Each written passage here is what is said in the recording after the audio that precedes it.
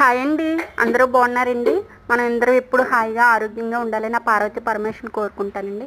అలాగైతే ఇది వంటలాగండి. గోరుచిక్కుడికి వేపుడు తాలింపు వేయడానికి రెడీ చేస్తున్నాను. వేడి నీళ్ళు ఆల్రెడీ రైస్ అయితే వార్చాను. తాగడానికి గంజి అయితే తీసాము.